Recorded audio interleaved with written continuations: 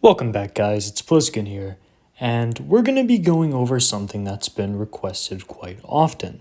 We're going to be going over my personal customized weapons in Metal Gear Solid 5.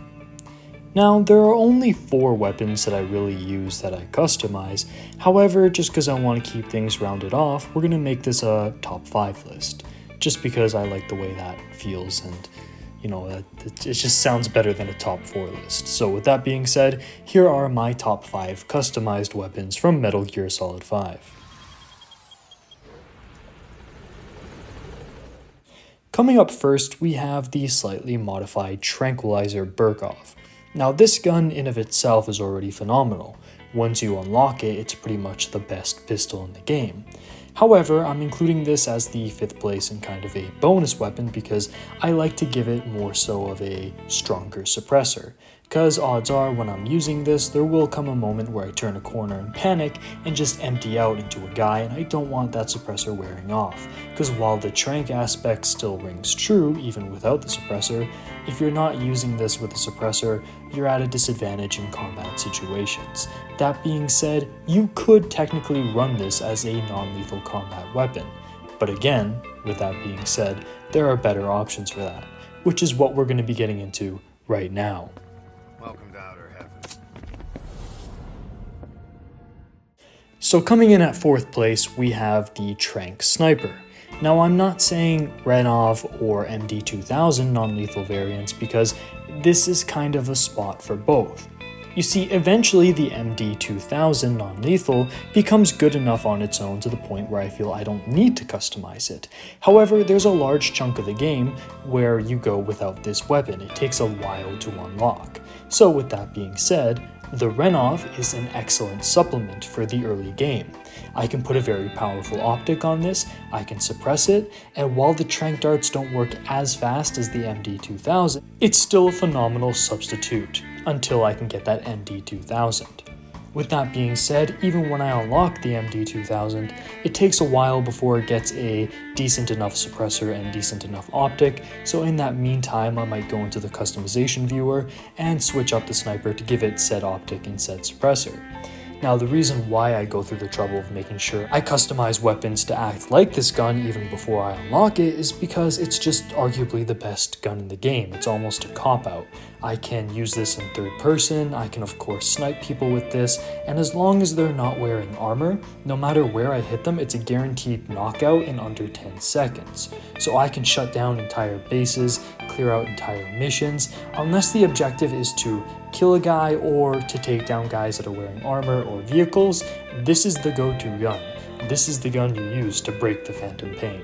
So of course, if we're talking about customized weapons, I need to bring up that Renov and the modified MD2000 before I unlock the later tier MD2000, which is just phenomenal.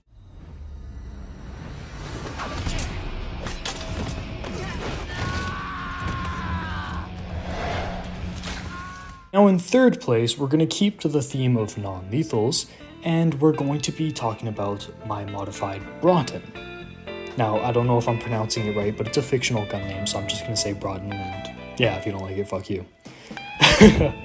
But yeah, the Broughton pump action in non-lethal is phenomenal. Because whereas the normal version doesn't come suppressed for a while and you can't really modify it too much in the customization viewer, one thing that you can do with this gun is slap on a suppressor. You'll usually get suppressors for shotguns for the lethal ones, but if you apply it over here to this shotgun, it becomes the perfect companion to that MD2000 non-lethal Tranq Sniper that we were just talking about. Because if you remember, the MD2000 can pretty much cheat the entire game, taking out enemies near and far and knocking them out, unless they are armored.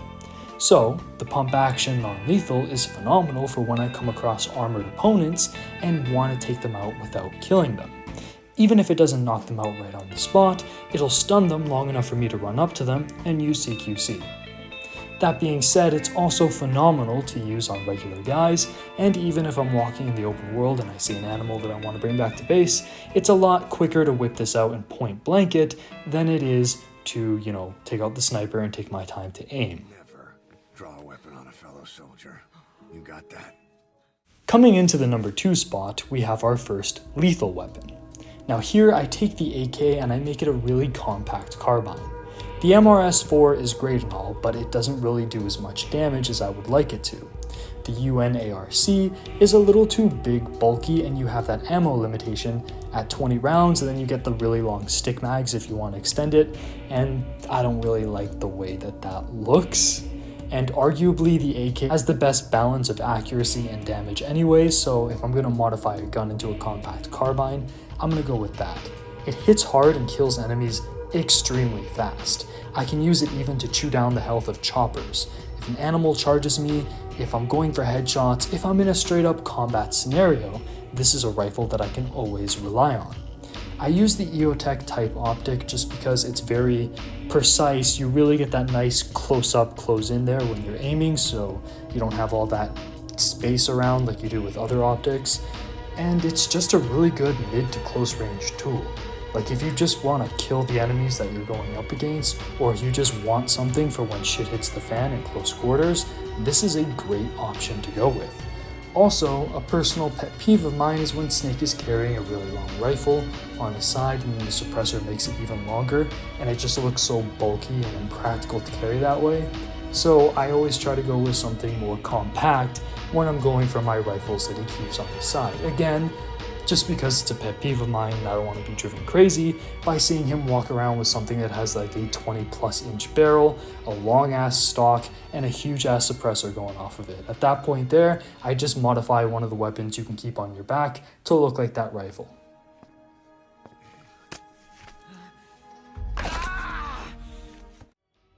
Coming up at the number 1 spot, we have my variant of the G44K, where I've added a shotgun to it. Now, there's a lot of thought that I actually put into this gun, and this is probably the one that those who requested this video are actually interested in hearing about. Now, like the AK, I'm always going to try to go with the dual mags just because you want to get those faster reloads in there.